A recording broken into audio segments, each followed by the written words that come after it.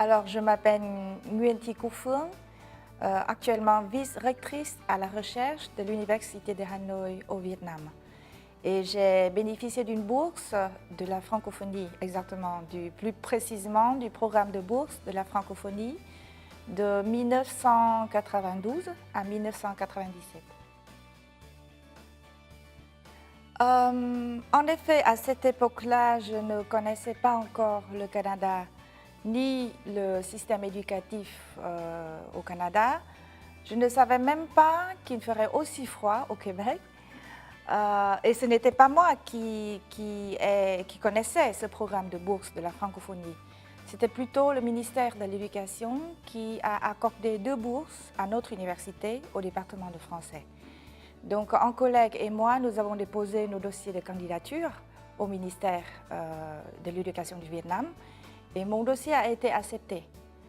Je ne savais pas exactement pourquoi j'ai été acceptée, mais je croyais que je répondais aux critères du PCBF. D'abord, je suis jeune, je n'avais que 22 ans à cette époque-là, je ne dépassais pas 45 ans. Je parlais français, je parle français toujours. Bien sûr, c'est une bourse francophone. Et le dernier point, c'est que je suis une femme. Et là, c'est une excellente politique du programme de bourse de la francophonie qui privilégie les femmes. Donc, il y a des impacts très importants de la bourse sur ma carrière. Par exemple, au Canada, j'ai étudié les sciences de l'éducation, plus précisément la psychopédagogie. Et aussi, j'ai ma thèse à porter sur la traduction et l'interprétation. Et la didactique du français langue étrangère aussi. Donc, lors de mon retour au Vietnam, j'ai repris mon poste d'enseignant au département de français à l'Université de Hanoï et j'ai tout de suite appliqué ces connaissances dans ma profession.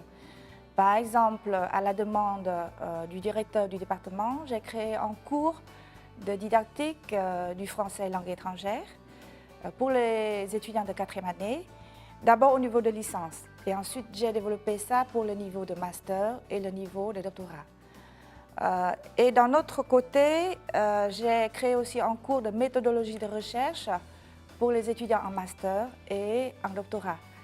Et donc, je pourrais dire que moi, avec mes collègues, nous avons apporté quelque chose de nouveau au département. Parce qu'avant, nos professeurs faisaient des études surtout en France, en linguistique.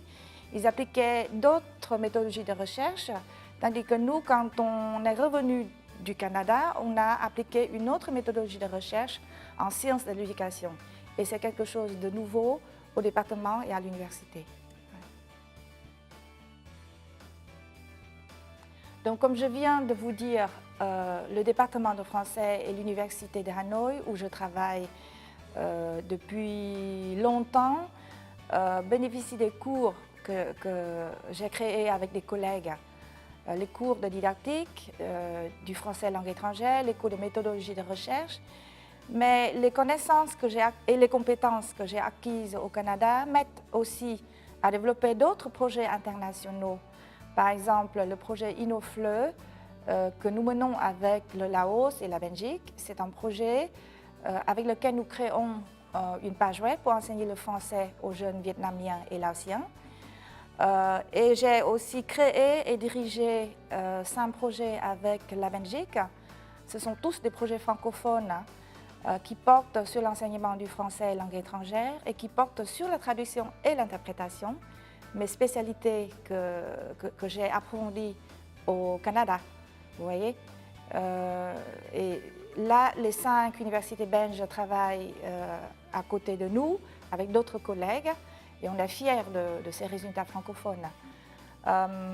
Pour le pays, c'est très large, et à un autre niveau, je ne sais pas si je peux faire quelque chose pour mon pays, mais j'essaie de faire tous mes efforts pour contribuer au rayonnement de la francophonie au Vietnam.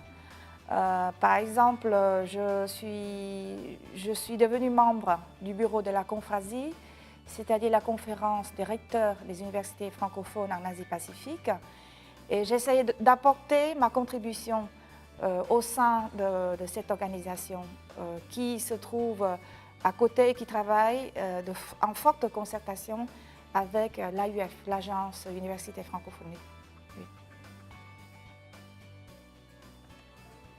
Ce que j'apprécie beaucoup dans la formation que j'ai reçue au Canada, ce sont des connaissances, bien sûr, mais les connaissances deviennent vieilles rapidement. Ce que je regarde de mes formations, parce que j'ai fait 2 universités, l'université de Sherbrooke en master et l'université de Montréal en doctorat. Donc, ce que j'ai retenu de ces formations-là, c'est d'abord un esprit scientifique très ouvert, un respect de la propriété intellectuelle qui n'existait pas à l'époque-là au Vietnam, et surtout une très bonne base de méthodologie de recherche qui me permet de diriger plusieurs mémoires de master et des thèses de doctorat, et aussi pour mon poste actuel comme vice-rectrice à la recherche. Pour le programme du PCBF, ce que j'apprécie beaucoup, c'est un accueil chaleureux et un suivi très professionnel. J'aurais 3 conseils pour eux à partir de mes expériences. Donc d'abord, il faut perfectionner le français parce que sans cette base solide linguistique, on pourrait avoir d'énormes difficultés ici au pays. J'ai fait 5 ans d'études de français au Vietnam avant mon départ, mais quand je suis arrivée, ça a été difficile aussi le premier semestre. Il faut m'habituer à l'accent québécois, il faut m'habituer aux nouvelles connaissances en didactique du français, langue étrangère, etc., etc. Et sans cette base de langue, j'aurais beaucoup plus de difficultés. Le deuxième conseil, c'est qu'il faut avoir un très beau projet de recherche. Constituer un projet de recherche, d'application ou fondamental, ça dépend des personnes. Mais pour pouvoir avoir ce beau projet, il faut demander des conseils chez les collègues, chez les professeurs, chez les amis, etc. pour pouvoir vraiment avoir une bonne problématique, une bonne méthodologie de recherche et une voie assez précise pour ne pas rencontrer des difficultés quand on arrive au Canada. Et le dernier point, c'est de décider, être déterminant pour retourner au pays après les études. Parce que quand on reçoit une bourse, on s'engage à contribuer au développement du pays. Et c'est un engagement très fort auprès du Canada, auprès du Vietnam.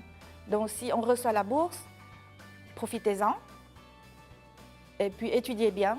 Mais après, il faut être bien déterminé de retourner au pays pour servir le pays. Parce que le Vietnam a besoin des boursiers excellents qui retournent dans le pays et qui contribuent au développement du pays.